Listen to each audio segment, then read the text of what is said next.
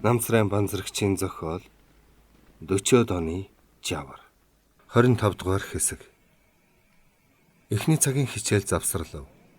Цэрмаа ангиасаа сүлдэсгийн гарч ирэхэд ховцоо амсууд түргэн жагсараа гэсэн дуу гарлаа. Оюутнууд учрыг сайн мэдээгүй боловч ховцны өрөөрөө уралдав. Тэд гадуур ховцоо үлгүүрээс авч өмсөж байтал гадаа гараад ангаараа жагсгэж нэг багш чанхан хэлэх нь үүмэн шуугаан дундаас арайхийн дуулдав. Оюутнууд наас цааш гүйж инээ шуугаан болсоор гадаа гарч жагсахад багш нар ч ирэв. Сургуулийн аж ахуйн дарга хэдэн улаан туг дарцаг тэврэн авчирч ангийн эхний хүмүүст тарааж өглөө. Ямар нэгэн баяр ёслолд оролцох нь илт болсон ч жохом юун баяр болохыг хэн ч мэдэхгүй байлаа. 1-р сард нийтийг хамарсан баяр байхгүй. Бодвол зөвлөлтийн улаан арим нэг том ялалт байгуулжтэй гэж бодцгоо. Багш нар төрүүлээд баран хойш чигтээ явцгаа. Оюутан багш нарын жагсаал нэлээд явснаа. Хаваард хашаа байшингүй цулгуй газар ирж дүгрэглэн зогслоо. Их сургуулийн хичээлийн эрхлэгч урагшаа гарч ирээд "Энд манай их сургуулийн шинэ барилга баригдах юм. Тэр барилгын суурь тавих ёслол болох гэж байна. Нам засгийн удирдагчид одоохон ирнэ" гэж зарлан мэдэгдэв. Оюутнуудын жагсаал ханаран хөдөлж өвөр хоорондоо аяархан ярилцав. Хүйтэн гэдэг туйлгүй. Хүмүүсийн амнаас бөөн уур савсаж хөмсөг сормуулсан төдхөн цантна. Тэд удаахан зогсохоор хөл гарн даарч дороо хавчгана. Зарим нь хөлдөө газар дэвслэнэ. Багш оюутнууд туг талбай барин ийхүү зогсож байхад хаваарин хүмүүс сонирхон энд тэндээс цуглан ирсээр байлаа. Дүгрлэн зогссон газрын дунд ухаж шуудуу нүх гаргасан бололтой овгор хар шороо цасан дундаас тодгон харагдах бөгөөд тэр шорооны хажууд дөрвөлжин саарл хавтан давхарлан хурааж том тогоонд зуурсан шавраас уурс авсна. Хэдэн барилгачид тэрхүү шавраа хөлдөөхгүй хичээн үе хутгаж байлаа. Ойролцоохон машин дүнгэнэ. Хүмүүс машин дуугарсан зүг харвал олон хар машин цувран гарч ирлээ. Жагсаалаа эмхлээрээ байрандаа гэж хичээлийн эрхлэгч чанхан хэлэхэд дарсандаа болоод тарж бутран замбраагүй болж байсан оюутнууд тусынхаа жагсаалд орж машинуудад харцгаав. Машинууд зэрэгцэн зогсов. Төрүүчийн машинаас ногоон цэрэг хувцастай гоцгор саарл малгайтай хүн гарч ирлээ. Маршал гэж хүмүүс амдаа шивнэлдэв. Сэдэмбал дарга гараад ирлээ. Аль нь? Яагаад вэ тэр маршал шиг саарл малгайтай цэрэг хувцастай намхав тэр хүн? Дараа нь янжмаагаа байна. Намцгийн удирдагчид шинэ барилгын суурь тавихаар ухаж бэлдсэн нүх зуурсан шавар хавтангийн дэргэд ирж зогсов. Маршал чой болсон хоёр тийшээ гараараа зааж ямар нэг юм ярих нь дуулцсангүй. Намцгийн удирдагчид маршалын ярихыг ихэд анхааран чагнаж зарим нь юм лавлан асууж байгаа бололтой амн хөдлөн толгойд орхино. Тэр хүмүүсийн дундаас нэг хүн урагшаа онцгойрон гарч ирээд халааснаас бичиг цаас гаргав. Ардыг гэгэрүүлэх яамны сайд машлаагаа үг хэлэх нь гэж Цэрмаагийн хажууд байгаа болд шивгэнэв. Машлаа сайд хоолоо заснаа. "Нөхдөө, өнөөдөр манай улсын анхны их сургуулийн шинэ барилгын суурь тавих гэж байна. Энэ бол Монголын ард түмний соёл боловсролын түүхэнд чухал үйл явдал болон тэмдэглэгдэх болно. Манай нам засаг улсын шалгарсан баатар маршал Чойболсонгийн анхаарал халамжийн ачаар их зөвлөлт холбоот улсын тусламжтайгаар өнгөрсөн намар манай улсад анхны их сургуулийг байгуулсан болно."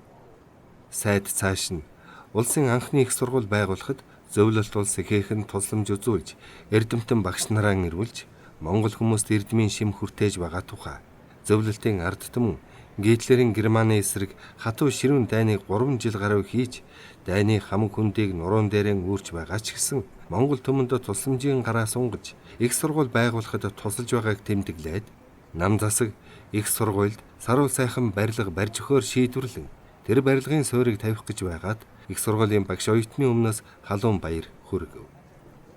Сайдыг үг хэлж дуусахад багш оюутнууд алга дашин баяр хүргэж цэргийн үлээвэр хөгжим өвлийн манатагарыг дөргүүлэн сүртэйхэн жингэнэ. Шинэ барилгын суурь тавих ёслол дээр зөвлөлтөөс өргөдөж ирсэн нэг багш бас нэг оюутан шинэ барилга барьж өгөх гэж байгаад нь нам засагтаа баярлаж гэлааснаа илэрхийлэн үг хэллээ. За одоо шинэ барилгын суурийг тавина. Анхны суурийн чулууг маршал Чойболсонгаас тавьж гүйцэтгэнэ гэж сайд зарлав. Хурсан олон сэтгэл догтлон харцгаа. Маршал Чойболсон суур чулуу байрлуулах нүхний ирмэг дээр ирэхэд нэг хүн хайрцагтай юм авчирч өглөө. Маршал хайрцгийг нээж "Нөхдүүдээ, их сургуулийн шинэ барилгын суур дор Монгол заншил ёсоор хадагцаа мөнгөн тэмдэгт хийж хүндэтгэн байрлуулъя" гэд өнөө хайрцагт алд цэнхэр хадгаар бүтэн цай ороож дээр нь мөнгөн зоос тавьж хийгээд таглан анхны суур чулуу тавих нүхний дотор хийхэд багш оюутнууд урай хашгиран хөгжим нэрхийн хангинанд суурайлав. Маршал хүр завж зуурсан шавраас хутган нүхэнд хийсэн хайрцаган дээрээс хийж бетон хавтан барилгачдтай хамтран суйрлуулав. Дараа нь нам засгийн босод удирдагчид хүрзээр шавраас хутган авч анхны суур чулуун дээр овоолж барилгачид шаврыг тарааж тэгшлэн суур чулууг бат бэх зоолоо. Шинэ барилгын суур тавих ёслол дуусаж оюутнууд баяр хөөртэй хичээлийнхэн байрууд явцгаав. Цэрмаа өөдөөс хөөхтөл үлээх хүйтэн жавраас нүүр буруулсхийн явж байснаа "Энэ барилга биднийг төгсгөөс өмнө дуусах болов уу?" гэж хамт яваа болдоос асуув. "Дуусалгүй яах вэ? Бид шинэ барилгад лав 1-2 жил хичээлэн үзье" гэж хариулаад жихэн таарсан бололтой хуучин пальтооныхон элэгцэн үстэй захыг босгов. "Чи даарч байна уу? Гүйх үү?" гэж Цэрмаа хэлбэл болд чихээ өрснэ. "Өнөөдөр ч сүр хийж авралж байна шүү. Хүүхэд чи гүйж яваад халтарч онвол олонний шившиг болно" гэж аяархан хэлээд инээмсэглэв. Өдөр эхэлсэн хурал шөнө оройхон тарлаа. Дорж хамгийн сүүлд гарч ирвэл базар тосон уулзаад "За дорж минь. Чамайг ийм хүн гэж өдөө болтол санаагүй явсан юм шүү. Өнөөдрийн хурал хүртэл чамд муу санаж явсныг чи мэдээгүй байж. Намайг өмөр хэрэггүй байсан юм. Надаас болж чи намаас сануулга авлаа. Бүх буруу минийх болохоор яа гэхв. Чамайг дөнгөх гэж 4 жил оролдоод харин өөрөө баларлаа. Өөртөө л гомтхоос биш. Хэн ч намайг ийм зам руу түлхээгүй. Би чиний нүрийг ч харж зүрхлэхгүй байна.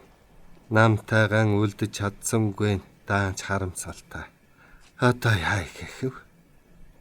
Амьд хүн арга тай гэж үгүй. Амьдрахыг бодхоос үхэлтэй биш. Хамт байлдаж жаргал зовлонгоо хуваалцаж явсан сайн нөхөртөө атаархаж бас ол зашгийн хойноос хөөцөлдөж явсан хомхой сэтгэл ийм болголоо. Даанч хожоо ухаарлаа. Найдны чамайг энэ тухай хэлэхэд миний улыг шагааж намайг дөнгөх гэж байна гэж муу санаалаад чиний эсрэг хорон санаа санаж явсан минь эндүү ташаа болж өөрийгөө хорлсон байна гэж их л гониглонгүй хэлээд санаа алдав. Түүний хамаг сүр сүлдэн арилж хийн гарсан гүзээ шиг шалчиж гүйцжээ. Дорж бас сэтгэл ихэд зовнон 3 жил нэг тогооноос хоол идэж хатуу бэрхийг хамт туулсан нөхрөө ийм эвгүй юмд өртөж аянга сахилгаан нижигнэх адил болсон намын өөрийн бүх гишүүдийн хурлын тухай санав. Сэтгэл ихэд шаналснаа илэрхийлэн өдөрт нэг удаа татдаг хайрцагтай тамхиа гарган нэгийг базарт өгч өөрөө нэгийг авч хасаагаад ийм юм болно гэж даанч сансангүй. Миний нөхөр сэтгэл санаагаар унаад юу хийхв? Гаргасан алдаа эндэгдлээ бүрэн ухаарч засаж залруулад намдаа эргэж орно гэдэгт муу нөхөр чинь итгэж байна. Дайны хүнд үеийн сайн нөхрөө ийм замд орохоос хамгаалan аварч чадаагүй. Дутагдлыг нь улам даймжруулсан миний моогийнх гэхэд базар тамхиа дараалан хүчтэй сорж утааг нь ховдоглон залгиснаа доржийн гарыг шангаатгаж одоо хамаг юм өнгөрчээ. Намдаа дахин элсэх найдварыг хангаж дийлэхгүй бизээ. Энэ чигээр айл дуусъя сайн нөхөр минь. Үрд баяртай. Би амь зуухийн ирэхээр янз бүрийн ажил хийх үз. Гэхдээ чихийг чинь халууцуулахгүй шүү. намайга битгий мартаарай гэж хэлээд гарыг нь дахин чанга автах сэгсрээд хажуу тийшээ булт төсрөн харанхуйроо сүйтгэнэн алга болчихов. Дорж түүний хойноос харж хүнд бодол дарагдан зогсож байснаа шөнийн жавар сөрөн гэрээ өдөө толгоо унжуулан явлаа. Өнгөрсөн оны сүүлчээр баазын ажлын тухай тээврийн яамны сайдын өрөөнд болсон хурлын дараа 7 хоноод яамнаас 3 хүн ирж баазын бүхий л ажлыг шалгасан юм. Шалгалтынхан бараг 2 сар бааз дээр байнга сууж сүүлийн 3 жилийн тайлан баланс, бүртгэл тооцоо, бичиг баримтыг нэг өрчлөн шалгаж, эд хогшлын тооллого хийж, манаачаас эхлээд бүх жолооч, албан хаагч нэг бүртээ уулзаж, тэдний санал хүсэлтийг сонсож, баазын ажил төрлийн холбоотой хэд хэдэн газраар орж тун ягт нямбай шалгасан байна. Шалгалтын үр дүнд орлогч дарга базрын талаар нилээд буртагтай зүйл илэрчээ. Базар атаархан хордохдоо доржийг унгаах гэж янз бүрээр оролдон өөрийнх нь үгнээс гардгүй хитэн хүнтэй нийлэн доржийг ил далд муулж үгэд тушаалыг нэсэргүүцсэн давсалж дэгстүүлсэн мэдээллүүдийг яамны хэлтэс тасгийн дарга нартаа удаа дараа бичиж байжээ. Яамны боловсон хүчний хэлтсийн даргыг уран гой үгээр ятхан өөрийнхөө хормоо санаагаа түүнд үнэмшүүлж дөнгөсөн байжээ.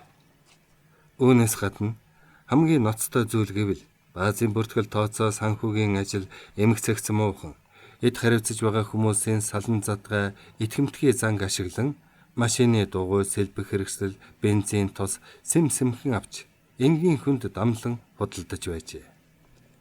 Өнөөдөр шалгалтын дүнгийн тухай намын гишүүдийн хурлаар хэлэлцэхэд гол анхаарал нь базарт ханджээ. Намын гишүүд базрын алдаа дутагдлын талаар үнэн шудрах шүүмжлэн шалгалтаар төдий илрээгүй байсан дамын 8 хийж ашиг хонжоо харж явдгийг нь баримтаар нотлон ярьцгаасан ажээ. Тэгээд намын гишүүдийн олонхын саналаар базрыг намаас хөөж ажлаас нь халах болжээ. Энэ нь доржийн санаанд багтамгүй зүйл болов. Дорж хамтд айтаж явсан нөхрөө ядахта намаас хөөлгөхгүй юмсан гэж улаан цайм зүтгэж хэд дахин үг хэлэхдээ түүнийг халахын голд сүрхий сайн байлцсан хүн гэж худал үнэн хэлж үзээд дээсэнгүй. Харин улсын эд хогшлыг завшигч дамын панцчин үл будах этгээдийг өмөрөн хамгаалсан гэж сануулга авсан ажээ. Дорж шөнийн догшин жавар талгадуулан явж байхдаа хүн хүний хувь тавилан өөр байдаг гэдэг нь үний юм шивдэ. Нэг тоогоноос хоол идэж, нэг нуувчанд хамт хэвтэж, харин дайсантай ан ман тулдж явсан бит хоёрын зам ингээд хоёр тишээ салж түүний хэлснээр үрд баяртай гэд хагцдаг байжээ. Мөн хачима базар минь даанчия. Чамаг юм болно гэж үнэндээ зүүдэлсэн ч үгүй явжээ. Хүний ирээн дотроо могоон ирээн гаднаа гэдэг үг үний юм байна. Эрэлхэг дайчин гэж алдарсан сумангаасаа нэг нөхрөн алдлаа та. Сумангийн нөхөддөө юу гэж бичих вүлээ? Машины сэлбэх хэрэгсэл пэлтэн шиг ховор байхад түүнийг амин хувьд ашиглана гэдэг хүнд ноцтой хэрэг. Саяын хурал дээр зарим хүн түүнийг шууд хуулийн газар шилжүүлэхийг шаардаж байсан. Шүүхэд өгөхгүй юмаа гэхэд намаас хөөн гэдэг хэдэн жил шоронд сууснаас ч дор хүнд шийтгэл шүү дээ. Одоо түүнийг баазтай дод тушаалын ажилд авъя гэхээр зөвшөөрөхгүй байх та. Өөрөө ч нэрлэхэж зовоод яавч хийхгүй. Хөдөө гэр нь олон малтай баян айл гэж дуулцсан. Тэндэн очиж мал маллал зүгээр юмсан. Янз бүрийн ажил хийж амьдрна гэв. Албан тушаал намын гишүүн энтер гэсэн татлаа төдлөөгүй болж санаа амар дамын 8-агаан хийх юм болов уу гэж бодож явлаа. Фронтын сайн нөхөр нь анхны өдрөөс эхлэн доржийг хувийнхаа сонирхолд ашиглах гэж хөөцөлдөж, баазын дарга болсноос нь хойш атаархан хорлох гэж хар хор санан янз бүрээр оролдож байсныг дорж өнөөдөр болтол сайн мэдээгүй явсан бөгөөд бид хоёр цэрмаагаас болж нэг удаа муудалцах нь муудалцаж байсан гэж бодож байжээ. Үе ажил төрлийн шаардлагаас болж ширүүн дөрөн үг хаялцаж хэрэлдэж мархан байсан билээ. Хорвоо дэлхийд амьдран байгаа энэ олон хүн Янз бүрийн ааш араншинтай, бодол санаатай байдаг учраас бие чон шиг хэмлэн архиралдан хэрэлдэж, зарим нь бүр өштөн дайсан болж зэвсэг хангинуулан дайн тулаан хийж алалцаж байхад, зарим хүмүүс гаднаас нь харахад номхон хүлцэнгүй дөрүзүүлвч дотроо атаархал мөчөөрхлийн хор боловсруулан гимзэмгүй нөхдөө далдуур хөнөөж, бас галдар нэр ашиг завшаан эрэл хийлэн хөнгөн хялбар аргаар амьдрахыг хүсэж байдгийг дорж зах зухаас нь мэдэж, тийм хүмүүстэй нэг дор ажиллаж үзсэн нь энэ билээ. Дорж бодолдоо хөтлөгдөн явсаар хашааныхаа ойролцоо ирснээ ч мэдсэнгүй. Хүний хөлийн чимээ гарахаар зочин харвал урд нь 2 хүн сугдалцсан бараг толгоогоо нийлүүлчихэд явж байна. Шөнө ийм орой болсон байхад манай энэ гудамжаар хийн явдаг билээ. Яста зүү орох зайгүй шинхэн 2 амраг өвлийн хүйтнээс шайхгүй явж байна та гэж бодоод холхноор тойрох санаатай хэд алхтал тэр 2 эргэж харснаа хурдан алхав. Дорж амраг сэтгэлтнийг цочоосондоо эвгүүрхэн гимгүүхэн болохоо мэдүүлэх гэж хоолоо засаад алхаага удаашруулв. Өнөө 2 хүн түргэн явсаар хашааны халганы дэргэд очиж төр саацснаа хонх дуугар нь нэг нь орж үлдсэн нь гудамж өгсөд холхол харайн дэгдэхэд доржийн дотор гинэт бал хийж хаалга руугаан харав. Доржийн хор шар буцлан хашааны хаалгыг тэмтэртэл ашгүй төгжээгүй байсан тул угс татан орж сүр сархин гүйхэд гэрийн хаалх нь пинхийн дуугарч тооноор нь гэрэл гэлсхий. Дорж уур хилэндээ болж гарын салган чичирсээр гэртээ харайн орвол ханд ихэд сандарсан бололтой нүүрүүд нь харснаа хичнээн их айва чи байсан юм уу гэхээр нь дорж уураа арайхийн дарж тийм ээ би байсан юм. Надаас юунд нь тэгтлэн их айгав гэв. Айлгүй яхин түрүүнээс хойш мягмар бит хоёрын хойноос нэг хүн сүүдэр шиг дагаад байсан юм. Хулгайч гэж бодлоо л доо гэж ханд хэлэхдээ нүүр нь үрчгэн татгнав. Дорж муухай харж хулгайч гэв. Харин хэн нь хулгайч болж таарах бол доо. Хайр сэтгэлийн хулгайч нар шөнийн харан хугаар тэгж айж чичирч хүний нүднээс нуугдж явдаг юм гэчихв. Хандын нүд том болж дөхөн ирээд юу яриад байна гэвэл чам шиг савсаг амтнаар амьдралаа тоглоулахгүй шүү гэж дорж их л ууралсан бололтой нүд нь гялалзан айхалж амьсгаатан хэлбэл хандын нүүр манс хийж үгүй хартаж байгаа ухаантай юм уу гэж дооглосон янзтай хэлээд инээмсэглэв. Дорж түүнийг илт дооглож байна гэж бодоод бадарсан ууран барьж чадалгүй түүнийг заамдан аваад чи хичнээн нууж булзааруулад нэмэргүй. Сая та 2 тэврэл дээд үнсэлцэж байснаа худал гихүү гэж хашгирахад ханда түүний гарыг тавиулах гэж оролдон болж үз ухаантайхан яриараа учрыг нь олоогүй байж уурлаж бохимдохын хэрэггүй. Гинэт бадарсан мунхаг уурандаа болж зүрхчин дэлбэрч мэднэ гэвэл дорж илэг дог хийлээ гэж уур нь улам бадарч хоолойгийн шахан яана гинэ чи доромжилж байна уу? Эрэм мунаг туссан муу хар банзал гэд алгадах гэснэ арай зүрх нь хөрсөнгүй хүчтэй түлхчихв. Ханд орон дээгүр дамнан унахта ээжээ гэж хашгирав. Дорж гинэт бадарсан уурнаас болж балмад зан гаргачих уу гэж бодоод хоошон ухартал ханд босон харайж түүний улаан нүрийг байдаг тэнхээгээрээ самардан банзал гинөө чам шиг завхаараагүй байх шүү гэж чарлахад дорж хурц хумснаас нүрээ хамгаалan ухарч 2 гарыг нь барьж аваад бэтгээ сэгсэгнэд бай. Намайг завхаарсан гэж хариугаан авч байгаа ухаантай юм биз дээ гэж шүднийхээ завсраар сээгүүлэн хэлэхэд ханд гараа мулт татан авч шанаар нь алгадаад тэн хар навч хариу авна гинүү их өглөг авлах боддог хүн байх нь чич хүний хайрыг тэгжил үнэлэнтэй. Тийм ээ, хариугаа авч байгаа юм. Мэдвүү мал минь гэж ойлон хэлээд хаалга тасавн гүйж гарахад муу завхаа юм тэр чигээр нь танилаараа гэж дорж хараан зөвхөхийг сонсоод хандын зүрх рүү хурц хутгаар чичиг шиг болж өөрийн ирэхгүй нулимснаас гарав. Тэр уурандаа хашаанаасаа гарснаач ухаарсангүй. Ханд шөнийн ээлжнээс буугаад урдын адил мэгмраар хүргүүлэн ирсэн ажээ. Тэр 2 хайр сэтгэлийн үгс ярилцсангүй, хаяа ажил төрлөхийн талаар ярилцаж явжээ. Хэдэн шинэ жилээр театрт болсон хурлаас тарсан шөнөөс эхлэн тэр хоёр цуг явахдаа хальтар шунахаас болгоомжлон сугдалцаж явах болсон нь юуны буруу байх вүлээ. Эр нөхрийн энэ мойхор иш үндэсгүй хардлага хандын сэтгэлийг ихэд хөдөлгөн үүмэлсэн учраас яахаас ч бусмааргүй санагдан тэр чигээрээ мягмарын очиж бие сэтгэлээ тэр номоо залууд бүр мөсөн тушаая гэж бодсон боловч харанхуй шин танихгүй айлд очихоор эхэн дүү нар нь юу гэж санах юм бэлээ. Ястал нөхрийн хэлсэн шиг завхаа зайдан эм гэж санах байхаа гэж бодоод хашааныхаа гадаа чимээ чагнан зогслоо. Одоо яах вэ? Гэртээ орох уу? Орохгүй гээд хаан толгой хорогдох уу? Намайг өөршигөө завхаарсан гэж бодоод ингэж хардаж сэрдэн уурлаж байгаа юм. Тэгвэлж хүснээ хийхэд буруу нь юу байх вэ? Мягмар шиг ялтамхан зантай төлөв төвшин сайхан хүний хайр халамжийг нэг удаач гэсэн хүртэхэд яадаг юм? Тэр хүнийг би 4 жил заваач байна. Хэзээш буцаж харьшгүй сэтгэлээр хүсэн мөрөөдөж явдаг нь ёстой жинхэнэ хайр байх. Энэ хугацаанд зөвхөн эмэгтэй хүн гэж бодоод гоочлож оролцсонгүй.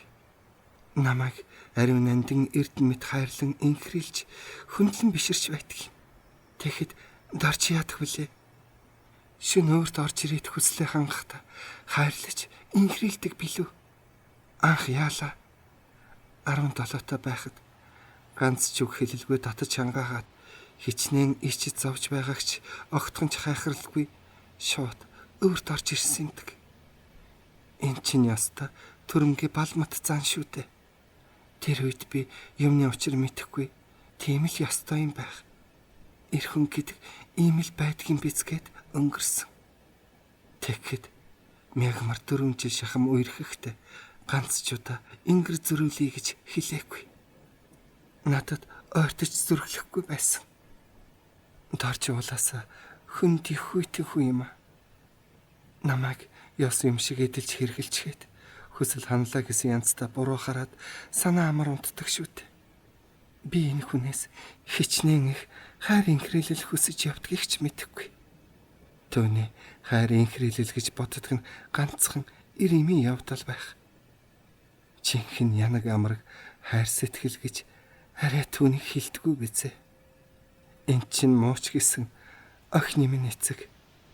Би өөртөө үндэстэй хүн. Түүнээс биш. Энэ хөндөй дондий хайхрамч муутай хүнээс сэтгэл минь аль хэдийн холдож хөнд ирсэн байх. Нэг гэрт хамт амьдарч эхэлсэн тэр жил ийм ботал төрсөн юмдаг. Харин энэ мягмартай цуг байхад дандаа сайхан санагдаж баяртай хөгжилтэй байдаг нь юуных вэ? Тэр маань өдөр өнгөрөх тусам олон ялдамхан яриа хөөрөтэй болж байна. Нэгэн үе амьдралд нь хэцүүхэн юм тааралдаад хэрийн хүнд итгэхэ байж ой гонигт автаж байсан өрөвдөлтэй хүн юм а. Миний хамаг хайр сэтгэл энэ хүндэд зориулагдсан биш байгаа. Тэгвэл дорчоос салсан чи яадаг юм? Санаа сэтгэл таарч тохирохгүй, сэтгэл нэгэнд хөрч хүйтрэх юм бол яах ч арга байхгүй. Гэхдээ би чинь арай яран ийм юм бодож байгаа юм биш биз? Хөөх юм. Нэгэн цагийн эндэл буруу ташаа ойлгоод надтай тунж уурлан бохимдахт нь би яман ом гаргаж орон гэрээсээ зүхтаж гараад салж сарнахаа бодож байгаа.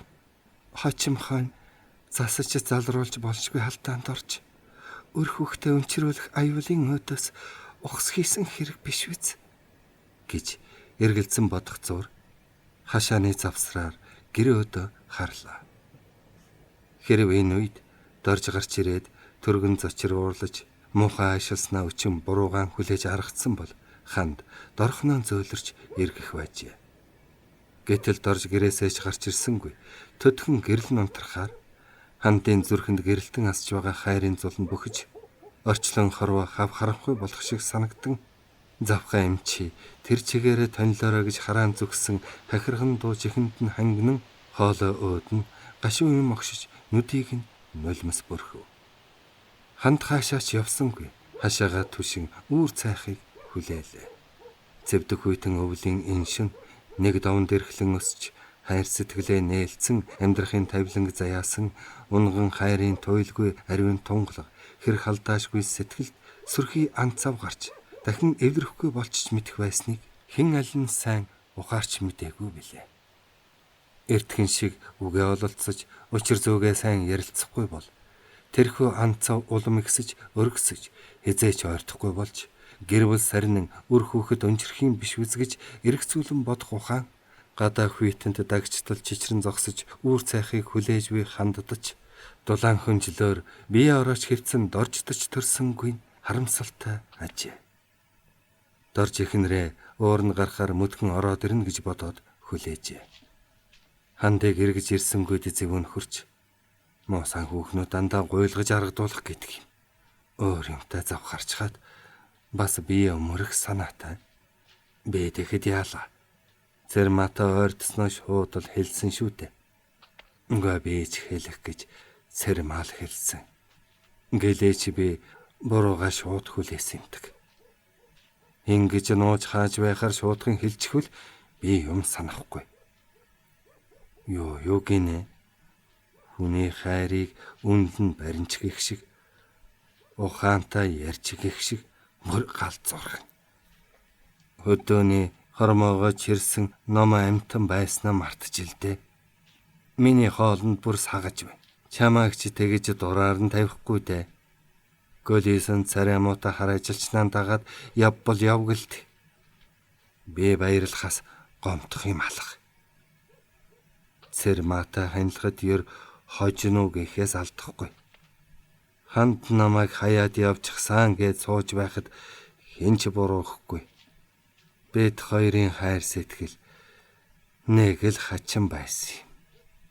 Хар багада хамаг хайраа барсан байлгүй. Зэрэгт явхаас өмнө зэрэгт байхдаа энэ хүүхэнд их хайртай байж үргэлж санаж мөрөөдөж байсансан. Зэрэгээс халагдаж ирээд нэг гэрт амьдран сууснаас хойш тэр хайр нь багвалсан юм шиг санагдаад одоо болоход 10-20 жил болсон хөгшин улс шиг нэг л хөндий байх боллоо. Бэ чин үннээсээ энэ хүүхэн дурлаагүй юм болов уу? Баг валчир насанда анх учирсан болоод өдий хөрсөн байх. Жинхэнэ хайр сэтгэл гэдэг ямар сайхан яасан их хүчтэй болохыг цэрмаад дурлсан үедээ л мэдсэн юм.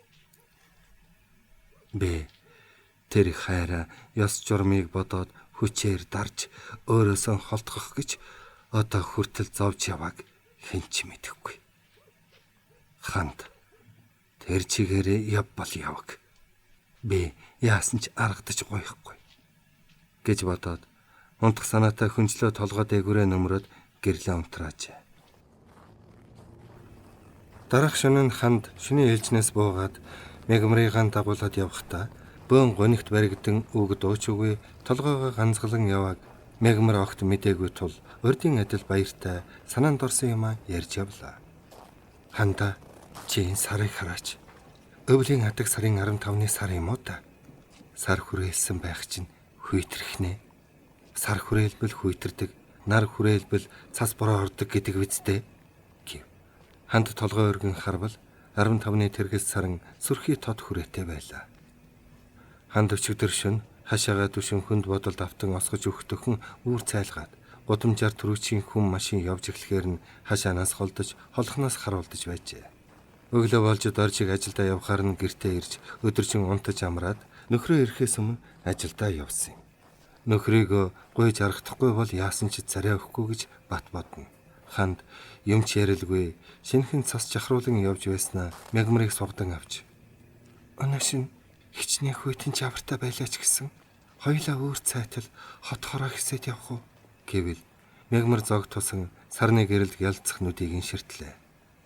Хандын хэлхийн аргагүй хөөрхөн хар нүд нь их л уйтгартай юм шиг ялсхийв. Мегмэр түүний баяр баясгалан илтгэн байдаг сэтгэл татам сайхан нүд нь хизээч юм байхыг үзээгүй тул биеийн зарс хийсэн боловч сэтгэлийг нь зовоохгүй хичээн чимэнд дарахгүй бол хаанч хөрсөн дургүйцэх юм алгаа гэд гарыг нь улам лавшруулан сугдав. Ханд муухан инээмсэглээд Чамтайгаа хамт явж байхад хажуу талаас халууд үгээд таарахыг мэдэхгүй юм байна шүү. Зуны оройн дулаан цаг бол туулын хөвөнд очиж шүнжин суумаар байна. Даанч цаг хавчиж бит хоёрыг тийш нь алхуулахгүй нь харамсалтай юм да гэж санаа алдав. Мягмар учрыг сайн олоогүй ч гэсэн амар хайртай хүүхнийхэн сэтгэл их л догдлон өмөрч байгааг мэдээд түүнийг инхрийлэн хайрлах юмсан гэж бодох боловч инхрийлж байна гэд бүдүүлэг зам гаргаж үүнийг жигшээчих болов уу гэж болгоомжлоо. Мягмар өдий 25 хүрэхтэй бүсгүй хүнд ойртон хайр сэтгэлтэй болж утсангүй. Амраг бүсгүйгээ хэрхэн хайрлаж янгалахын сайхныг ном зохиолоос бишгүй уншиж, шийж үжиг киноноос олонтой үзэж, тэнд гардаг амраг сэтгэлтэн шиг байхыг хүсдэг юм. Тийм ч учраас улсын төв театрт үтсэн учиртай 3 толгой хэмээх жүжигийн Нансалмаа шиг ариун сайхан сэтгэлтэй, хайр сэтгэлтэй мэтршгүй үнэнч журамт бүсгүйтэй ханилан сууж, юндэн шиг сайхан хархуу болох юмсан гэж мөрөөддөг байлаа. Одоо бодоход энэ ханд яг л түүний хүсэн мөрөөддөг Нансалмаагаас илүү сайхан бүсгүй юм гэж бахархана. Мягмар байн нүдний болонгаар харахад ханд ихэд юм бодсон бололтой алс дээгүр харан яв. Чи минь яагав? Нэг л хачин байх чинь гэж зүрхлэн асуувал ханд уртхан санаа алдаад би заримдаа хачин их өмөрч учраа олохоо болдгийг өнөөдөр сэтгэл хямраад гэртээ ч харилгүй гадуур яваад баймаар санагдаад байна гэлээ. Мягмар түүний сэтгэлийн өмөрлийг яаж төвшин болгох вэ гэж бодол хийлэн байснаа. Чинийхээ сэтгэл санааг төв төвшин байлгахын тулд би юу ч хийхээс боцохгүй. Чамаагаа явъя гэх юм бол энэ дэлхийн зах хязгаар хүртэл явж чадна. Инхри чамааг 2 гар дээрээ өргөж үүлэн дээгүр нисэн дүүлэх юмсан гэвэл ханд аяархан инээж хацраа нийлүүлв. Мягмар түүнийг инхүү сайхан загнаж өөрийг нь хайрлана гэж санаагүй байсан тул учиргүй балмагдаж хүйтэн зөөлөн хазар нүүрэнд нь хүрч нэн сайхан үнэрсэн хийхэд зүрх нь хүчтэй булиглан нүдэ айнаад дүүрсэн хэрэг гэж санаад хүйтэн хошуугаараа инхрийлэн үнслээ. Ханд тийм үнсэгт нь огт дургуйтсангүй. Харин үнсүүлэхийг хүссэн мэт наалтахаар нь хүзүүгээр нь тэрч 2 хазар дух нүдэн дээр нь хүртэл шов хийтэл үнсэв. Ханд хөнд ирч за боллоо. Хайр ихтвэл хал болдгийг. Бит хоёр бие биетэй хайртай сэтгэлтэй болж яасан ч болохгүй. Гэсэн ч би чамаагаа үргэлж бодож чиний сайхан дүрийг цээжэндээ мөнхлөн хадгалж явна. Чамааг бодох тусам амьдрал ахуугаа хань нөхрөө өр хүүхдээ бодох юм. Үнэн дээр чамд хайртай болсноо ч ойлголоо. Хайр сэтгэлээ бодож нөхрөөсөө салж охиноо эцэггүй болгоно гэж яаж болох вэ? Чамд дурлаж болохгүй гэдгээ сайн мэдэж байлаач гэсэн. Сэтгэл минь төвшин байхаан болж чамайг хүсэн мөрөөдөх болсон нь чухам юуны учир юм бол? Чамайг гомдохгүй хайрын сэтгэлийг чинь яцахгүй гэд нэгэнд тогтсон амьдралаа сүйтгий гэж бодож үтсэн. Тийм зүрх дотох юм. Хэрв чи надтай дайралтаагүй бол би хичнээн санаа амар байхсан бол миний үеийн үр ийм байчээ. Яаж та байц гэснэ нүрээ даран уйлчихв. Мягмар тойлгүй сандран түүнийг чанга төврөн элгэндээ нааж нулимсыг нь арчих зур. Би тэгээд яах вэ гэж хоолой зангируулан хэлв. Ханд баахан уйлснаа. Чи яах вэ? Янаг амаргийн хагцсан салах зовлон гэдгийг мэдэхгүй танхилгүй шүү дээ. Надтай танилцаагүй байсан бол дээр байсан юм гэв. Мягмар бодол болж байснаа. Тэгвэл би чамаахан ботож ажилласаа гараад бүр хол хөдөө явъя. Надаас хол хөндий байвал сэтгэл чинь тайвширч амархсан болов уу гэхэд ханд түүний хацрыг инхрийлэн илээд тэгээд ямар ашиг гарах вэ? Харин ч чамайг улам санаж өгөөлнө. Тэгэхэр хоёулаа ухаантайхан шиг шийдээ. Чамтай танилцаад хайрлаж явах нь надад хичнээн сайхан жаргалж гисэн. Төдий чинээ зовлон дунгаач байна. Чамайг би хизээч мартахгүй. Мартахгүй гэд бит хоёр ханилан сууж бас болохгүй. Би биетэ уурлан гомдоод хилаач явах юм бол бүрч зовлон болно. Энэ чигээрээ бая гэхэд хайр минь улам гүнзгийрээд байх юм гэлээ. Мягмар юу гэж хэлэхээ мэдсэнгүй. Ханд түүний цээжинт толгоогоо нааж удтал зогслоо. Өвлийн шөнийн жавар тас шилбүртэн тажигнаж нүүрэм хорсгон хайрвч Янгийн халуун элч тэр жаврыг уйсган зөөлрүүлсэн мэт даарч хөрч байгаагаач мэдсэнгүй. Шүн дунд хэдийн өнгөрсөн тул нааш цааш явхан амтанч байсангүй. Төгрөг цагаан сар мэлтэгнэн эц төгсгөлгүй замаараа баруун тийшээ хэлбихтэй хос залуу гайхан харах мэт. Хандын хөө зогсож байхдаа амьдралаа дахин нэг тунгаан бодлоо. Тууж өнгөрөөсөн 20 хэдхэн жилийн амьдрал нь түүнд дандаа баяр баясгалан жаргал авчирсан санагдана. Мягмарыг дахин бодож үзв. Энэ хүн надад дурлаад 4 жил болохдоо өнөөдөр л миний сэтгэлийн үүмэрлэг далимдуулан анх удаага өнсөж байна. 4 жил миний хойноос цөхрөлгүй санаа тавихтаа биед минь халдаж хүслээ хангахыг бодож байсан болов уу? Үгүй баха. Жинхэнэ хайр дурлал гэдэг зөвхөн хоёр биеийн альчаал хүслийг хангах төдийхөн зүйл биш болол та. Нөхөртэй, хүүхэдтэй хүүхэнд дурлаад цөхрөлгүй хөөцөлдөж явна гэдэг бас сони юм а гэж бодоод түүнээс баг зэрэг хөндөрөн мягмар минь чи надаас чухам юу хүсэж байгаа юм? Шулуухан хэлчих гэж чичирсэн хоолоогоор асуувал хайр сэтгэл. Гэхдээ хүссэн бүхнээ чамаас хангалттай хүртэж байна шүү дээ. Чамайг хайрлаж, инхрийлж, хажууд нь үргэлж байж, үгийг чинь сонсож, үнсэн таалж байхыг хүссэн. Хүссэн хүсэл минь биелсэн болохоор өөр юу хүсэх юм бэ? Энэ сайхан жаргал надад дахиад олдохгүй. Ариун үнэнч хайраа нандагнан хамгаалж явна гэж бодох юм. Хайр дурлал, гэр бүлийн асуудал, огта эхнэгч гэсэн хоёр өөр зүйл юм гэж боддог. Чи бол олон жил ижилтэн дасан нөхөр хантай, өр хүүхэдтэй их хүн. Би нөхрийг чинь хизээч орлож чадахгүй бизээ. Гэсэн ч чамаас холдож хөнд ирч чадахгүй гэж мягмар учирлав. Тэгвэл би хоёр хүнийг хайрлаж, хоёр хүнд сэтгэлээ өгч байх гэж юу? Хэмээн ханд асуувал мягмар тулгамдсан бололтой чимээгүй байснаа. Үүнээр л би шийдэж чадахгүй юм. Чамайг нөхрөөсөө салж надтай ханил гэж шаардах хэрэг байхгүй. Чи ч зөвшөөрөхгүй шүү дээ. Хэрэг би нөхрөөсөө салбал яах вэ? Тэгвэл бусдын зовлон дээр жаргана гэсэн үг. Чамд дурлсан ухаангүй дурлалаа бодохоор яахаас ч буцахгүй. Чиний нөхөр чамд жаргал өгөхгүй зовоож байдгийн бол юутай хэцүү. Чамайг тийм зовлонд унахчаад тэр зовлонгоо нэмгэлэн нөхрөөсөө салах юм бол би чамайг жаргуулж чадна гэж амлах байна. Хайр сэтгэлтэй болж хандсан суун гэдэг хүний амьдралын ёс. Гэр бүл болоод хэн хэнэн жаргалтай, эргэтгш, санаа нэгтэй, баяр цэнгэлтэй амьдарч чадахгүй бол бөөн зовлон шүү дээ. Нөхөр чинь ямар хүн болохыг мэдэхгүй. Чиний сэтгэлд дундуур санагдаж байдгийн бол чи зовж таарна. Залуу насаа уйдхартай, гунигтай, ганцаардмал маягаар өнгөрөөвөл юутай гаслан. Чин үннээ хэлэхэд хэрв чи надад агуу хайр өршөөл сойрхож намайг төшиж болох хүн гэж тоогод ханилан суухад хөрвөл энэ биеийн хамаг ухаан бодол, хайр сэтгэл, хүч чадал юм бүхэн маань ганцхан чамайг сайн сайхан байлгахад чиглэнэ.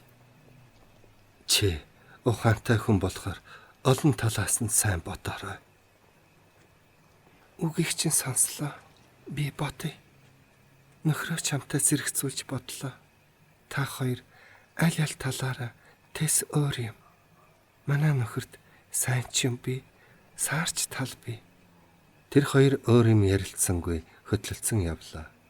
Их хот сарны сүүн цагаан гэрэлд гээгүүлэгдэн бараа сүртэй харагдана. Гудамж зээлийн газар эзгүрч айл амтны баашин гэрээс нэгч гэрэл үл үзэгдэнэ. Мягмар ханд хоёр заримдаа хөдлөлцөн, заримдаа сугталцсан өргөн нарийн гудамж өгсөж уруудан явхдаа хэн альнын сэтгэл хөгжөв. 10 хэдэн цаг хормын төдий амс хийлгүй ажилласан альжаал нь арилсан мэт санагдана. Цаг өнгөрөх тусам хүйтний ирч чангаран өөрийн үнгэн харанхуй эхэлж сарны гэрэл бүдэгрэв. Удахгүй өөр цайхнэ гэж мягмар тэнгэрийн заацс харан өгөөлөв. Ханд даарсан бололтой түүний бөөрөнд наалдан харвагийн нэг шөнийг чамтайгаа нойргүй өнгөрөөдөг байчээ гэд аяархан санаалдлаа. Өдөр сайхан унтаж амраарай. Ээлж сунаж магадгүй шүү. Хэд хідэн хүн өвчтөд уулзсан гэж мягмар хэлээд хүүхний туханд тухайнааж хүйтнээс нөмрлөн түр зогслоо. 25 дугаар хэсэг төгсөв.